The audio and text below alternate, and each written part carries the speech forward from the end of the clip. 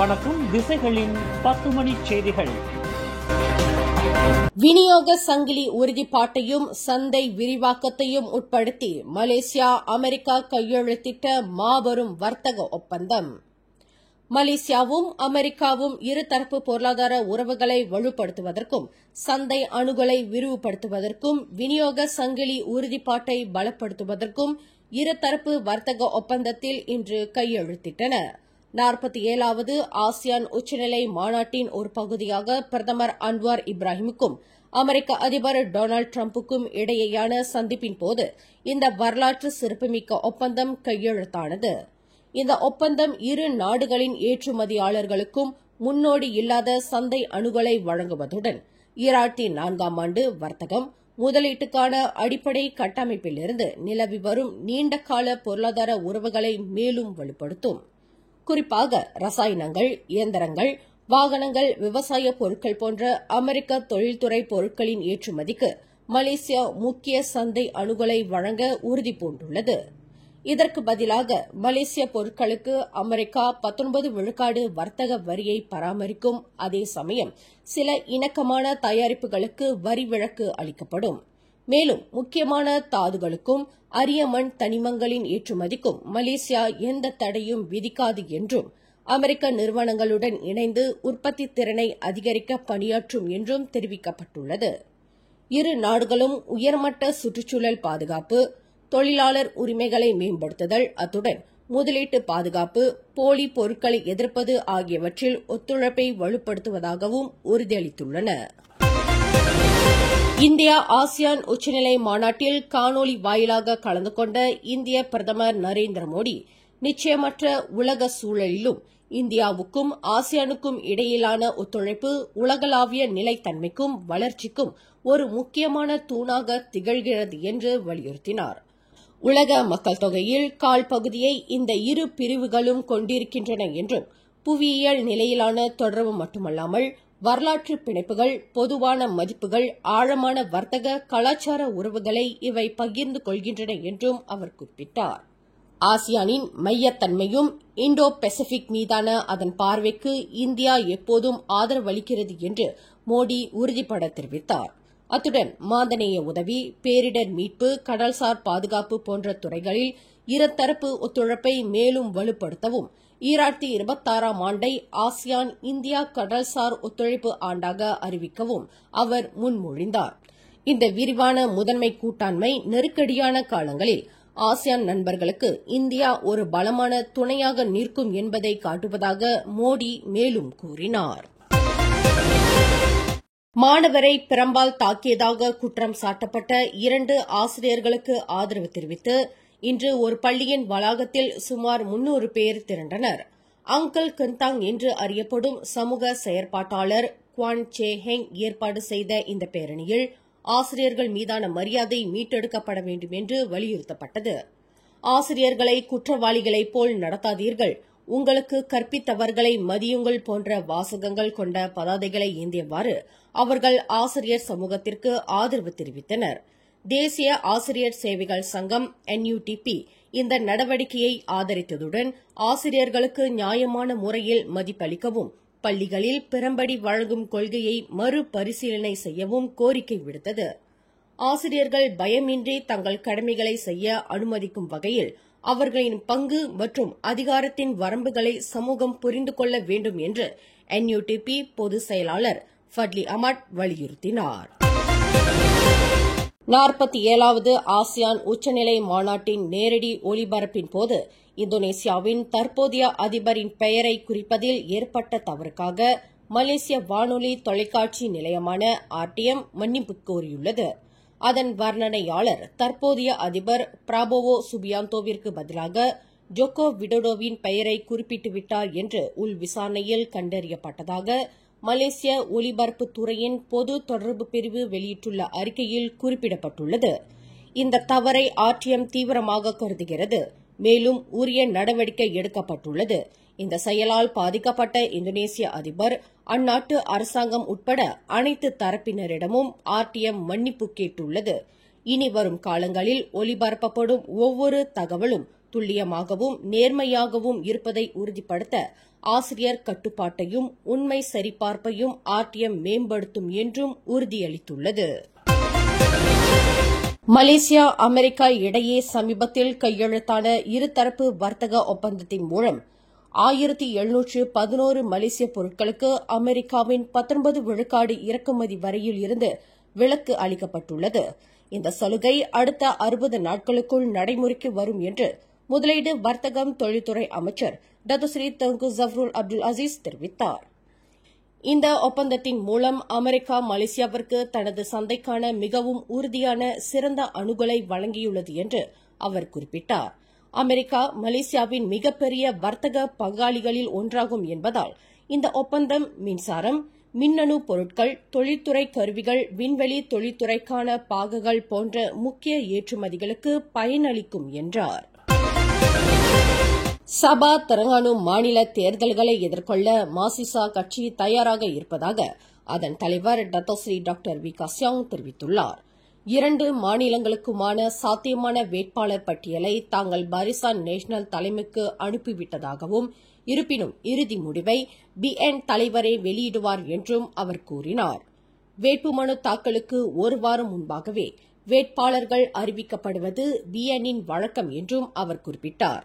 சபா மாநிலத்தில் கடந்த 34 ஆண்டுகளாக மாசிசா வலுவாக காலூன்றி இருப்பதாகவும், உள்ளூர் சபாவின் மக்களே தற்போது மாநில தலைமையை பெரும்பாலும் வழி நடத்துவதாகவும் விகாஸ்யோங் மேலும் தெரிவித்தார். 47வது ஆசியான் உச்சநிலை மாநாடு நடைபெறுவதையொட்டி பாதுகாப்பு நடவடிக்கைகளின் ஒரு பகுதியாக இன்று மாலை 4 மணி முதல் 6 மணி வரை சில ரேபிட் KL தொடர்வண்டி நிலையங்கள் தற்காலிகமாக மூடப்பட்டன.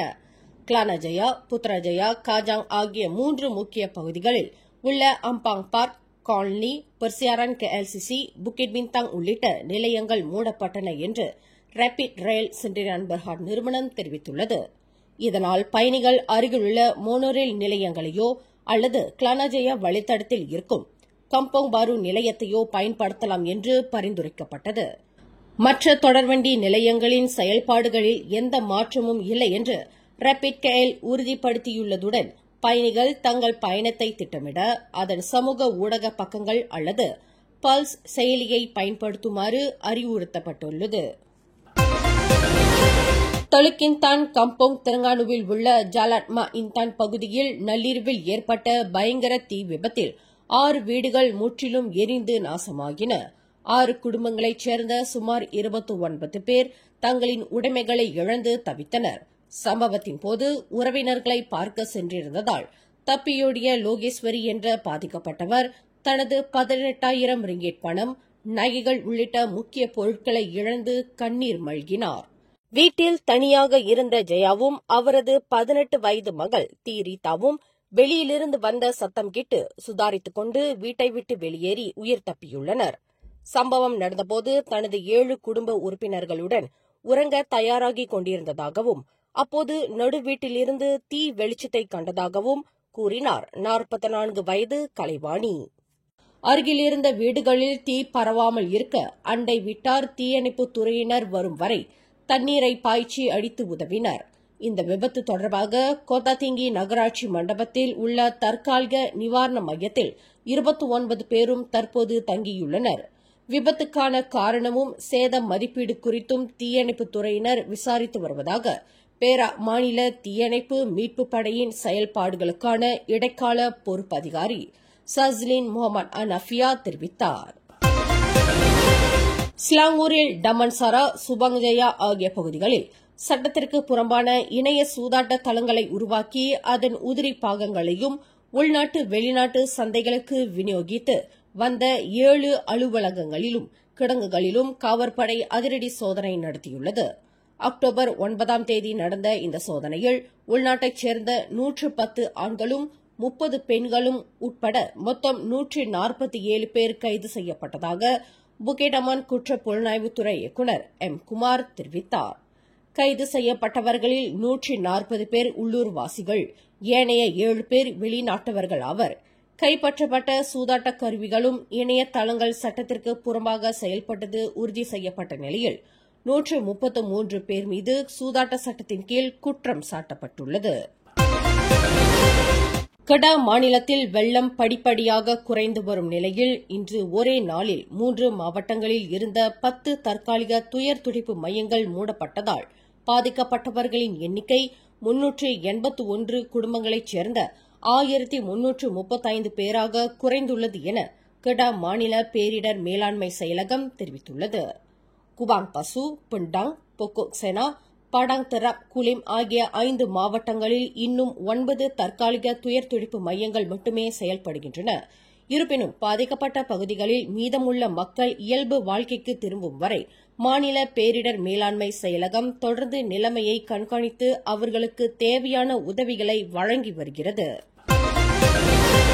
47வது ஆசியான் உச்சநிலை மாநாட்டிற்காக பன்னாட்டு குழுவினருக்கு துணையாக சென்று கொண்டிருந்த போக்குவரத்து காவற்படை அதிகாரி ஒருவர் திடீரென பாதையை மாற்றியதால் விபத்தில் சிக்கி காயமடைந்தார். இன்று காலை 11:45 மணியளவில் ஜாலான் துன் ரசாக்கில் நடந்த இந்த சம்பவத்தில் 25 வயதான லேன்ஸ் கார்பரல் நிலையிலான அந்த காவற்படை அதிகாரிக்கு இடது மணிக்கட்டில் எலும்பு முறிவும் உதட்டில் காயமும் ஏற்பட்டதாக புக்கிட் அமான் போக்குவரத்து புலனாய்வுத்துறை இயக்குநர் டத்தோஸ்ரீ முகமது யூஸ்ரி அசன் பஸ்ரி தெரிவித்தார். விபத்தை ஏற்படுத்திய புரோடுவா அல்ஜா வாகனத்தின் ஓட்டுநர் இடது புறத்தில் இருந்து வலது புறத்திற்கு திடீரென திரும்பியதே விபத்திற்கு காரணம் என்றும் பொதுமக்கள் மாநாட்டு குழுவினரின் பயணத்தின் போது எச்சரிக்கையாக இருக்குமாறும் அவர் அறிவுறுத்தினார். இன்று நண்பகலில் கோத்ததிங்கியின் ஜாலான் செடிலி பசாரில் உள்ள கம்போங் சந்தோசாவில் நடந்த 2 வாகனங்கள் மோதிய கோர விபத்தில் 2 வாகனங்களின் ஓட்டுநர்கள் உயிரிழந்தனர். மேலும் 3 குழந்தைகள் உட்பட 6 பேர் காயமடைந்தனர். புரோத்தோன் வாஜா, புரோடுவா அல்சா ஆகிய வாகனங்கள் மோதிக்கொண்ட இந்த விபத்தில் 70 வயதான புரோத்தோன் வாஜாவின் ஓட்டுநரும் 28 வயதான புரோடுவா அல்சாவின் ஓட்டுநரும் சம்பவ இடத்திலேயே உயிரிழந்ததாக கொத்ததிங்கி தீயணைப்பு மீட்புப் படையின் தலைவர் முகமது ஷவாலுடின் அமீனுர்டின் தெரிவித்தார். காயமடைந்த மற்ற 6 பேரும் சிகிச்சைக்காக கொத்ததிங்கி மருத்துவமனைக்கு கொண்டு செல்லப்பட்டுள்ளனர். கசாஸ் விரைவு சாலையில் கில்லா நோக்கி செல்லும் பாதையில் இன்று அதிகாலை 3:35 மணியளவில் நடந்த விபத்தில் கட்டுப்பாட்டை இழந்த 15 வயது சிறுவன் ஒருவன் தான் ஓட்டி வந்த மோட்டார் சைக்கிளிலிருந்து கீழே விழுந்து பின்னால் வந்த மேலும் 2 மோட்டார் சைக்கிள்கள் மோதியதில் பரிதாபமாக உயிரிழந்தான்.